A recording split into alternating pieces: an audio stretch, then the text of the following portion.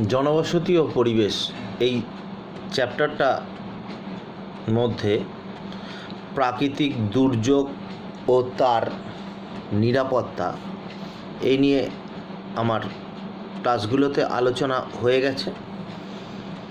এখন এই ক্লাসের ওপর যে প্রশ্নগুলো হয় বা প্রশ্নগুলো সম্পর্কে আমি আজকে লাস্ট ফিনিশিংয়ে কি হতে পারে, কি প্রশ্ন, কিভাবে কি, সেগুলো সব আলোচনা করে দিচ্ছি।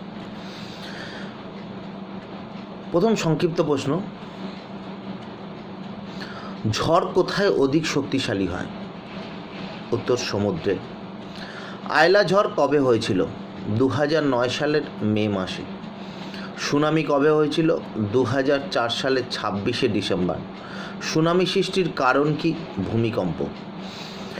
সুনামি শব্দটি কোথা থেকে এসেছে? জাপানি শব্দ থেকে এসেছে। ঝড়ের গতি কমে কিসের ফলে? গাছপালার ফলে ঝড়ের গতিবেগ কমে। সুনামির ফলে সবচেয়ে ক্ষয়ক্ষতি হয় কোন রাজ্যে? তামিলনাড়ু রাজ্যে। ঝড়ের আশঙ্কা থাকলে আবহাওয়া দপ্তর থেকে মৎস্যজীবীদের কোথায় যেতে বারণ করে? সমুদ্রে মাছ ধরতে। সুনামির ফলে কত মিটার পর্যন্ত জল উঠতে পারে? 12 থেকে 20 মিটার পর্যন্ত জল উঠতে পারে। আয়লায় সবচেয়ে ক্ষতি হয় কোথায়? দক্ষিণ 24 পরগনা ও উত্তর 24 পরগনার সুন্দরবনের তটবর্তী অঞ্চলে। ভূমিকম্প প্রবণ এলাকায় লোকেরা কীরূপ ঘরবাড়ি তৈরি করে? কাঠের ঘরবাড়ি তৈরি করে। আয়লা কি? আয়লা এক ধরনের ক্রান্তীয় ঘূর্ণিঝড় বা সাইক্লোন। পশ্চিমবঙ্গের কোথায় হড়পা বান প্রায়শই ঘটে? পশ্চিমবঙ্গের পুরুলিয়া জেলা এবং উত্তরবঙ্গের জেলাগুলিতে ঘটে থাকে।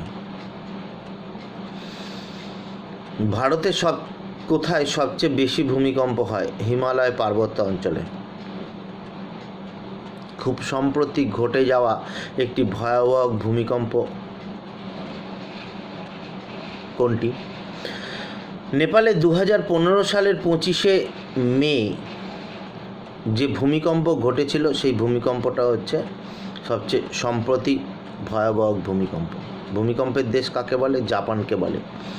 হড়পা-বান কোথায় সবচেয়ে বেশি দেখা যায়? পার্বত্য অঞ্চলে। সম্প্রতি সবচেয়ে বিধ্বংসী হড়পা-বান কোথায় হয়? উত্তরাখণ্ডের রাজ্যে সবচেয়ে বেশি পরিমাণে সর্বশেষ হড়পা-বান দেখা গেছে। হড়পা-বান সৃষ্টির কারণ কি? হড়পা-বান সৃষ্টির কারণ মেঘ ভাঙা বৃষ্টি। পরিবেশের অপ্রয়োজনীয় উপাদানগুলির মিশ্রণকে কি বলে? পরিবেশ দূষণ। আবহাওয়ার বিষয়ে আগে থেকে জানানোকে কি বলা হয়? পূর্বাভাস। আবহাওয়া দপ্তরে আবহাওয়া বদলে যাওয়ার কারণ কি? আবহাওয়া বদলে যাওয়ার কারণ পরিবেশ দূষণ।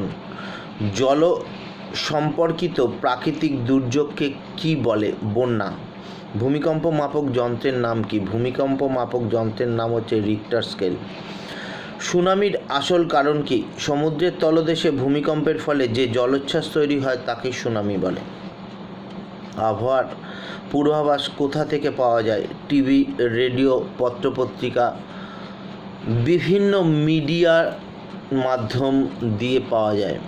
আয়লায় সবচেয়ে ক্ষতি হয় কোথায়? এটা তো আমি আগেই আলোচনা করেই দিয়েছি। এরপর চলে যাচ্ছি কিছু 2 নম্বরের প্রশ্ন। সেই 2 নম্বরের প্রশ্ন, ভূমিকম্প কাকে বলে? আমি সংজ্ঞা যেটা দিয়েছি তার মধ্যেই আছে। ভূমিকম্পের সম্ভাব্য 4টি কারণ লেখো। ভূমিকম্পের সম্ভাব্য 4টি কারণের ক্ষেত্রে আমি ভাগ করে দিয়েছিলাম প্রাকৃতিক কারণ এবং মনুষ্য সৃষ্ট কারণ। সেই কারণগুলোর মধ্যে পাত সঞ্চারণ, নবীন ভঙ্গিল পর্বত গঠন, আগ্নেয়গিরির অগ্ন্যুৎপাত, ম্যাগমা গহ্বরের সংকোচন, ভূত্বকের শিলাচ্যুতি, ধসের পতনজনিত প্রাবল্য, বাষ্পরাশির চাপ, নদীর প্রবল জলোচ্ছ্বাস, নদীর গতিপথের সহসা দিক পরিবর্তন, চুনাপাথরের ছাদের ধস, পরমাণু বোমা বা ডিনামাইট বিস্ফোরণ, সুউচ্চ ইমারতের পতন। এই পয়েন্টগুলোর মধ্যে 4টে পয়েন্ট, যে কোনো 4টে পয়েন্ট ডিসকাশন করলেই হবে। মেন পয়েন্ট হচ্ছে পাতগাঠনিক তত্ত্ব। পাতগাঠনিক তত্ত্ব হচ্ছে ভূমিকম্পের মূল কারণ হচ্ছে ভূত্বক গঠনকারী পাতের সঞ্চারণ। পৃথিবীতে ভূমিকম্প প্রবণ অঞ্চলগুলিকে পাত সীমানা বরাবর অবস্থিত। যখন সীমান্ত বরাবর অঞ্চলে দুটি পাত বা প্লেট পরস্পরের মুখোমুখি সংঘর্ষে লিপ্ত হয়, তখন একটি প্লেট অপর একটি প্লেটের নিচে চলে যায় অথবা ওপরের দিকে চলে গেলে তখন তার ফলে বিধ্বংসী ভূমিকম্পের সৃষ্টি হয়। আবার সমুদ্রের তলদেশে পাশাপাশি অবস্থিত দুটি পাত পরস্পরের থেকে দূরে সরে গেলেও প্রসারণজনিত চাপের ফলেও ভূমিকম্প হয়ে থাকে। নেক্সট হচ্ছে নবীন ভঙ্গিল পর্বত। আমরা যে হিমালয় পর্বত রয়েছে সেই হিমালয় পর্বতটা হচ্ছে নবীন ভঙ্গিল পর্বত। তার কারণ এখনও পর্যন্ত হিমালয় পর্বতের উচ্চতা এখনও বৃদ্ধি পাচ্ছে।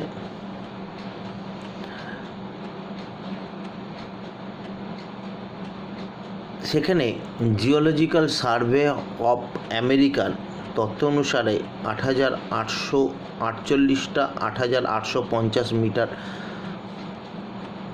এর উচ্চতা হয়ে গেছে। সেই কারণের জন্য নবীন ভঙ্গিল পর্বত সবসময় ভূমিকম্প প্রবণ। ভূবিজ্ঞানীদের মতে নবীন ভঙ্গিল পর্বত গঠন কার্য এখনও পর্যন্ত সুস্থিত নয়, ফলে কোমল পাললিক শিলা স্তরে ভাঁজ পড়ার সময় ভূমিকম্প হয়ে থাকে। এই কারণে হিমালয় পার্বত্য অঞ্চলে ভূমিকম্পের প্রবণতা বেশি। নেক্সট হচ্ছে আগ্নেয়গিরির অগ্ন্যুৎপাত। যখন কোনো সক্রিয় আগ্নেয়গিরি থেকে অগ্ন্যুৎপাতের সময় লাভার প্রবাহ নির্গত বাষ্পরাশির চাপে যে প্রবল বিস্ফোরণ ঘটে তার ফলেই ভূমিকম্প হয়ে থাকে। নদীর প্রবল জলোচ্ছ্বাস। নিত্যবহ নদীগুলির অস্বাভাবিক জলোচ্ছ্বাস বৃদ্ধি পেলে উপকূল ভাগে ঢেউ ক্রমাগত ধাক্কা খায় এবং উপকূল অঞ্চলে মৃদু ভূমিকম্প অনুভূত হয়। এর পরের পয়েন্ট হচ্ছে ভূমিকম্পের পূর্বাভাস কি, কিভাবে পূর্বাভাস করা যেতে পারে। পর্যবেক্ষণগত নানা তত্ত্ব বা পরীক্ষা নিরীক্ষার মাধ্যমে ভূমিকম্পগুলিকে চিহ্নিত করা গেলেও ভূমিকম্পের সময়কাল সম্পর্কে পূর্বাভাস খুব দুরস্থ।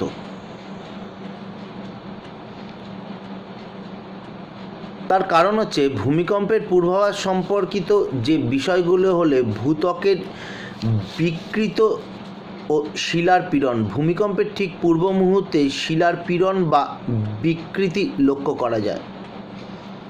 অ্যাকচুয়ালি হঠাৎ পাহাড়ের ধস নেমে যেতে পারে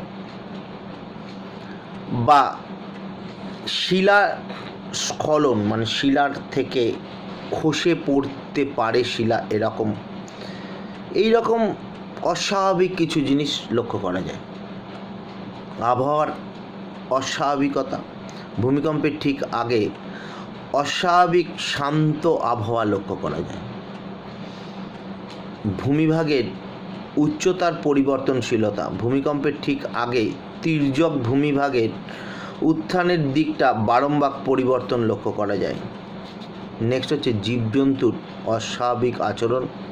জীবজন্তু পশু পাখির অস্বাভাবিক আচরণ দেখতে পাওয়া যায়। ভূমিকম্পের পূর্বাভাস করা সম্ভব। ঠিক ভূমিকম্পের আগে যখন কোনো গাছে পাখি থাকে না, তারা সবসময় আকাশের উড়ে বেড়ায়। পুকুরের মাছ অনবরত জল থেকে ওপরের দিকে লাফায় এবং কোনো সময় সাপ গর্তের মধ্যে থাকে না, গর্ত থেকে তখন সাপ বেরিয়ে চলে আসে। তোমাদের এর আগে আমি আয়লা কি সেটা বলে দিয়েছিলাম, তাও আর একবার। আয়লা কি? আয়লা একটি ধ্বংসাত্মক ঘূর্ণিঝড়। এটি 2009 সালের মে মাসে ভারত মহাসাগরের নিম্নচাপের ফলে এটি জন্ম নেয় এবং ভারতের দক্ষিণ পূর্বাংশে ও বাংলাদেশের দক্ষিণ পশ্চিমাংশে আঘাত হানে। এটি ঘূর্ণিঝড় নামকরণ করেন, এই ঘূর্ণিঝড়টির নামকরণ করেন মালদ্বীপের বাসিন্দারা। এর ব্যাস ছিল প্রায় 300 কিলোমিটারেরও বেশি। এর স্থায়িত্ব ছিল 10 ঘন্টা। এর প্রভাবে ভারতে কমপক্ষে 149 জন লোক মারা যায়, 10,50,000 জন ঘর ছাড়া হয় এবং 100টিরও বেশি বাঁধ ভেঙে যায়। দুর্যোগের তোমাদের সংজ্ঞা আমি আগেও দিয়ে দিয়েছি, দুর্যোগের সংজ্ঞা দাও। তারপর হচ্ছে দুর্যোগের বৈশিষ্ট্য, সেও দুর্যোগের বৈশিষ্ট্য দিয়েছি, তাও আরেকবার।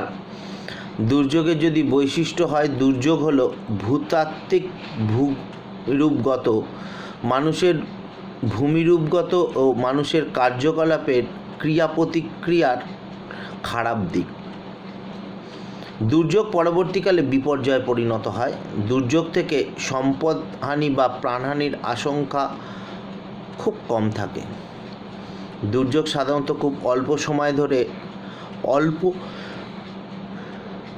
এলাকা জুড়ে সংগঠিত হয়ে থাকে। নেক্সট হচ্ছে বিপর্যয়। বিপর্যয় কাকে বলে আমি তোমাদের সংজ্ঞা দিয়ে দিয়েছি। এর যদি বৈশিষ্ট্য বলা যায়, বিপর্যয়ের বৈশিষ্ট্যটা কি হবে? বিপর্যয়ের বৈশিষ্ট্য হচ্ছে বিপর্যয় মানুষ ও প্রকৃতির তৈরি চরম ঘটনা বা মানুষের দুর্গতির কারণ। বিপর্যয় সাধারণত বিরাট এলাকা জুড়ে ধীরে ধীরে সংগঠিত হয়, তবে দুই একটি ক্ষেত্রে দ্রুত সংগঠিত হয়ে থাকে। একটি ঘটনা মানুষের জীবনযাত্রার ওপর, স্বাস্থ্যের ওপর আঘাত আনে এবং সম্পদের ক্ষতি করে এবং দীর্ঘকালীন ভিত্তিতে এটা হয়ে থাকে। সামাজিক পরিকাঠামো যথা ঘরবাড়ি, যোগাযোগ ব্যবস্থা, স্কুল কলেজ প্রভৃতি বিপর্যস্ত হয়ে পড়ে। বিপর্যয় উপদ্রুত এলাকা বাদে বাইরের মানুষদের ওপর নির্ভর করেই এর মোকাবিলা করতে হয়। এর প্রভাবে প্রচুর প্রাণহানি এবং সম্পদহানি হয়ে থাকে। তোমরা এই লকডাউন পিরিয়ডে নিশ্চয়ই বুঝতে পারছ যে এর বৈশিষ্ট্যের সঙ্গে বর্তমানে বিপর্যয়ের বৈশিষ্ট্য অঙ্গাঙ্গিকভাবে জড়িত। নেক্সট চলে যাচ্ছি হচ্ছে তোমাদের হরপাবান কি, হরপাবান কাকে বলে, এগুলো তোমাদের দিয়ে দিয়েছি। সুনামি সৃষ্টির কারণ। এরপর হচ্ছে ভূমিকম্পের 4টে ফলাফল যদি বলে, ভূমিকম্পের ফলাফল হচ্ছে সুদূর প্রসারী। যেমন হচ্ছে চ্যুতি সৃষ্টি, ভূপৃষ্ঠে চ্যুতির বা ফাটল প্রভৃতি সৃষ্টি হলে গ্রস্ত উপত্যকা বা স্তূপ পর্বত এর ফলে গঠিত হয়ে থাকে। ভঙ্গিল পর্বত সৃষ্টি, কোমল পাললিক শিলায় ভাঁজ পড়ে ভঙ্গিল পর্বত সৃষ্টি হতে পারে। নেক্সট হচ্ছে নদীর গতিপথ পরিবর্তন। নদীর গতিপথ পরিবর্তন হতে পারে, যেমন 1887 খ্রিস্টাব্দে ভূমিকম্পের ফলে অসমে ব্রহ্মপুত্র নদের গতিপথ পরিবর্তন হয়েছিল।